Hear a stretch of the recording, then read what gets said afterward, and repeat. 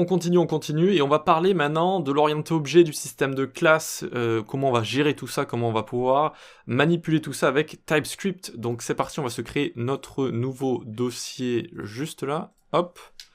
Donc toujours trop en chiffres romains, et on va écrire ici les classes, tout simplement, voilà, les classes, comme ça, parfait.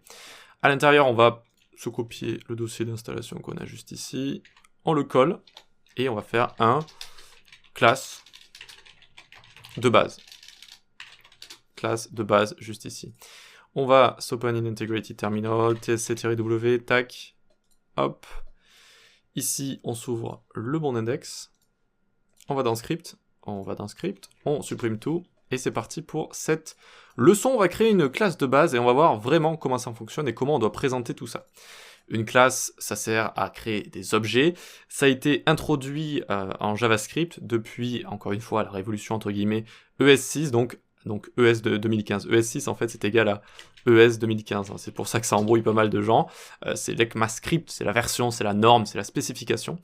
Et donc, à partir de là, ça a été intégré les classes comme ça, qui viennent supplanter les fonctions constructeurs qui servaient auparavant à créer des objets comme ça et à notamment à envoyer des méthodes au prototype de ces objets. Ok, donc intégrer des méthodes au prototype de ces objets. Maintenant, vous avez juste à utiliser une classe. Avec ça, vous allez donc pouvoir créer des objets avec certaines propriétés et toutes les méthodes que vous écrivez dans la classe sont intégrées directement au prototype de cet objet. On va faire ici le test, et puis du coup on va l'écrire avec à la mode TypeScript. Donc class book par exemple est égal juste ici, et en premier on va définir les futures propriétés qui seront dans les objets créés avec la classe book. Donc ici on va mettre title string par exemple pour un livre, ça a un prix, ça va être un nombre. Hop, c'est normal que ça mette les erreurs au début vu qu'on les a pas encore liées avec une fonction constructeur. Ensuite on va avoir date of parution, alors j'espère que ça se dit parution en anglais, je pense que oui. Hop, on va avoir un author, beaucoup de mal avec les th en anglais, author, c'est pas facile à dire. Et ensuite on va avoir par exemple un thème, et je vais mettre un point d'interrogation ici parce qu'on peut également utiliser cet opérateur qui est quand même bien pratique, qu'on peut utiliser à beaucoup d'endroits, pour dire que le thème par exemple est facultatif. Le thème, je suis pas obligé de le remplir à chaque fois, voilà. Donc, très bien, on a toutes nos futures propriétés qui sont typées comme ça. Voilà, il va falloir mettre certains types-là. Maintenant, on va utiliser une fonction constructeur. La fonction constructeur va servir à intégrer ces propriétés quand on va se créer un nouvel objet. On va pouvoir donner des arguments à new book et ça va les intégrer dans nos différentes propriétés. Donc on va faire constructor comme ça. Et juste pour vous montrer qu'on n'est pas obligé d'écrire à chaque fois title, string comme ça, etc. À chaque fois, on va juste écrire la première lettre, par exemple. Donc T comme ça va être string. Donc ça, c'est ce qu'on va rentrer quand on va instancier nos nouvel objet. Quand on va écrire new book, c'est ce qu'on va rentrer en tant qu'argument. Donc T string, P number. Ensuite, date of parution, on va mettre DOP string. Ensuite, author, on va mettre A. Et th, on peut mettre un point d'interrogation avec string comme ça, et notre tableau, donc tableau avec des chaînes de caractères. Donc je peux dézoomer un cran, ça nous donne voilà, quelque chose d'assez long certes, mais maintenant il me manque une dernière chose, ça va être de lier les propriétés qui vont être créées avec ce que je vais rentrer dans ma fonction constructeur en faisant new book, etc., etc. Donc c'est parti, pour ce faire on fait 10.title est égal t, et en fait on va juste faire correspondre à chaque fois à 10.title égale t, 10.price égale p, etc., etc. Bon, vous devez déjà savoir si vous avez déjà utilisé des classes, mais je rappelle quand même tout ça au cas où. Ensuite, 10.date of parution est égal dop. 10.author est égal a. Et 10.theme est égal th, comme ça. Alors, j'ai dû faire une erreur à date of parution, j'imagine. Hop, voilà, c'est bon, j'avais fait une petite erreur. Très bien, ok, alors je dézoome juste un cran pour que vous puissiez voir comme ça comment c'est fait. Voilà, ça se présente comme ça. Je vais vous montrer plus tard une version raccourcie, parce que c'est vrai que définir tout ça au début et tout, c'est un petit peu embêtant pour les lier ensuite. Il y a une version raccourcie qui existe, mais je vous montre quand même celle-là parce que c'est la version de base. Tout le temps chercher la version de base avant d'aller plus loin. Très bien, donc maintenant ça devrait fonctionner. On va même mettre une méthode ici, qu'on va appeler promo par exemple, et ça va return 10.price fois 0,5, une promo de 50% par exemple, ok? Donc, à chaque fois qu'on a envie d'utiliser ici nos différentes propriétés, il faut faire 10.price, ça va faire référence aux propriétés qu'on a dans notre classe juste ici. Voilà, donc 10.price fois 0,5. Parfait. Allez, je rezoome un cran, sinon vous allez rien y voir. On descend en dessous, et on se crée const book1 est égal new book, comme ça. Et donc, par exemple, The Great Gatsby, c'était un livre si je dis pas de bêtises, avant d'être un film.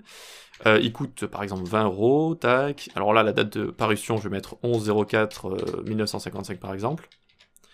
Et l'auteur, désolé, je m'en souviens plus, donc je vais mettre Tom Joe comme ça, voilà. Très bien. Logons tout ça, voyons si ça fonctionne.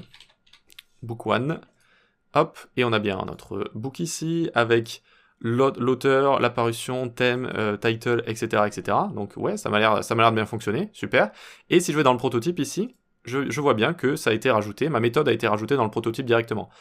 C'est pour ça qu'on appelle les classes, vous entendez souvent le terme en anglais syntactic sugar, c'est-à-dire sucre syntaxique. C'est-à-dire que c'est beaucoup plus simple de rajouter maintenant des méthodes au prototype, on a juste à les écrire ici. Avant, c'était un peu plus long, un peu plus la syntaxe était un peu moins bonne. Voilà. Bon, ben, on voit que ça fonctionne, c'est pas mal du tout, Et je vais essayer également de venir en dessous et de faire book1.promo comme ça, tac, juste pour voir si ça me retourne le prix x 0,5, voilà, ça me retourne le prix ici si j'ai besoin de l'utiliser pour X ou Y chose comme ça. Très bien. Ok, donc maintenant qu'on a vu ça, on va voir que justement, bah, cette classe book, on va pouvoir même l'utiliser en tant que type. On va pouvoir directement l'utiliser en tant que type. Voilà, donc voyons voir un peu, je descends, et je me fais add to shelter, comme ça. Si je dis pas de bêtises, shelter ça veut dire étagère. Donc on l'ajoute à l'étagère. Hop, ça va prendre un objet, et cet objet fait référence à ma classe ici. Ma classe qui va avoir certaines propriétés avec certains types, etc. Certaines propriétés facultatives et compagnie. Et donc on voit que on peut lui passer comme ça, on peut lui passer en tant que type. Très intéressant. Donc bon, imaginons, ici on va juste mettre add it to shelter. Hop, avec l'objet en question. Voilà, tac, tac. Et donc on va mettre add to shelter ici, on va l'appeler, avec par exemple new book, Nana, qui est un livre de Zola, si j'ai pas de bêtises. Hop, le prix 5 €, un livre de poche, sorti le 12/07/1905. Hop, et l'auteur c'est Émile Zola. Voilà, très bien. Et donc ici, on va enlever nos deux console log qu'on a juste ici. Hop, et on voit bien que ça a réussi à exécuter notre fonction, qu'on n'a pas eu d'erreur, et qu'on a pu faire quoi que ce soit. Après, on a pu faire des choses comme ça avec notre book qu'on a rajouté. Si ici, à la place de Nana, j'essaye d'écrire 85 par exemple, eh bien je vais avoir une erreur. La même chose pour tous les autres choses. D'ailleurs, ici, vous voyez que je n'ai pas rajouté le thème du livre, parce que, tout simplement, j'ai dit que c'était facultatif. Voilà, j'ai dit que c'était facultatif, mais je peux le faire, si je veux. Le thème, par exemple, ici, hop, il me faut donc un tableau, roman historique, ou juste roman tout court. Roman, tac, roman tout court, voilà, très bien. Voilà, et on a bien le thème qui a été rajouté ici. Vous voyez, roman historique, roman, comme ça. Parfait, super, ça fonctionne. Donc on peut l'utiliser en tant que type comme ça, c'est super. Et on peut également l'utiliser, let, par exemple, only book, book est égal, tac. Qu'est-ce qui se passe ici? Eh bien, je dis que cette variable va seulement pouvoir être un tableau avec des objets venant de book, avec ses caractéristiques à l'intérieur de ce tableau. Voilà. Et donc, only book.push, et là, je vais pouvoir, on va pas s'embêter, on va le recopier, hein. Hop, on va push new book qu'on a juste ici. Voilà, la même chose. Et vous voyez que ça fonctionne. Ça fonctionne parce que j'ai mis new book juste là. Et pareil, donc, ça va seulement avoir les caractéristiques de mon bouquin qu'on a juste ici. Donc, logons tout ça pour voir si ça fonctionne. Only book, et je vais mettre ça en commentaire. Et hop, on voit bien ici qu'on a un tableau avec à l'indice 0, notre book qui est juste ici. Voilà, donc là aussi, une façon d'utiliser tout ça. Donc c'était assez classique, hein, assez facile à comprendre, mais c'est pour vous montrer que voilà, ils ont fait un travail sur les classes comme ça, et c'est assez sympa de pouvoir les utiliser en tant que type directement, notamment avec des tableaux, avec des objets, avec des interfaces, avec des fonctions, et voilà également comment on fait une classe de base, mais je vous montrerai dans la prochaine vidéo comment on peut raccourcir tout ça, parce que c'est quand même un peu long d'écrire tout ça, et c'est un peu verbeux, quoi, la syntaxe n'est pas super. Donc on va voir ça dans les prochaines vidéos.